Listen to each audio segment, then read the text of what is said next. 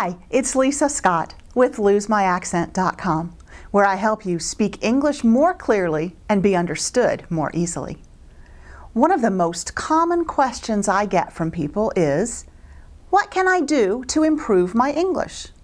And my easy answer, of course, is practice. But that's easier said than done, isn't it? You may not have that many opportunities to speak English with others, and sometimes practice on your own can be a little, well, boring, right? We all know we need to practice to improve, but it would be so much easier if it were just more fun, right? So here's my suggestion for adding some fun into your American English practice. Plan a game night with your friends, where the games must be played in English. Any game that gets people talking and interacting will work, but there are a few that are particularly good for building your English pronunciation and vocabulary skills.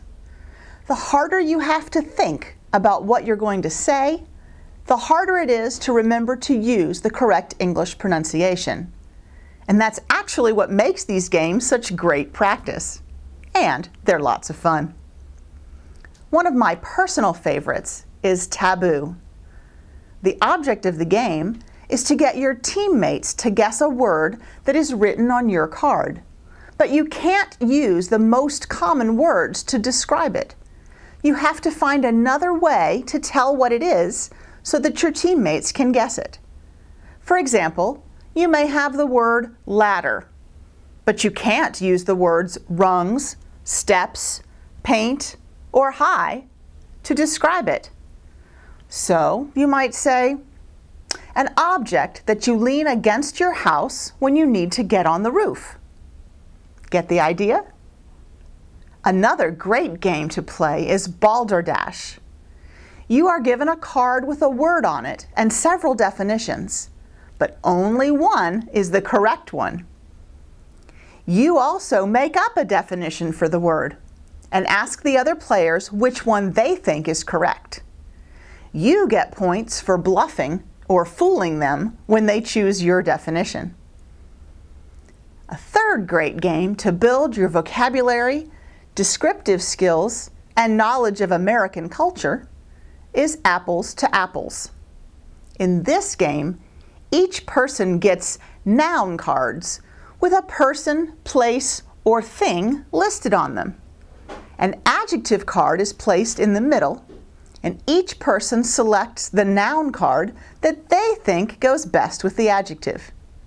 Now here's the fun part. Each person has to explain why they think their card is the best. And the person who is selected as the judge gets to decide which one is the best.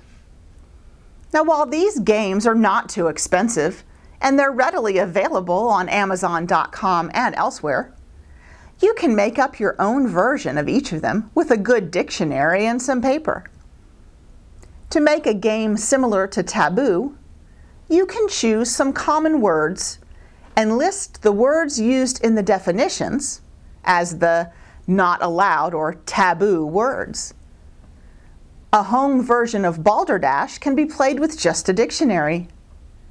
You choose a word from the dictionary, read its definition, a definition of another word on the same page, and make up one on your own. For a comparison game like Apples to Apples, you need a stack of index cards and a list of nouns and adjectives. Write one word on each card, keeping the nouns and adjectives separate. Pass out 5 noun cards to each player. Put an adjective card in the middle, and you're ready to go. Whether you choose the convenience of purchasing ready-made games, or you decide to spend a little time to make them up for yourself, language games are a fun way to enjoy time with friends and to improve your spoken English. I know that new games are coming out all the time, so if you know of one that you think is great for improving your English, I would love for you to share it with me in the comments below. Thanks so much, and I'll see you next time.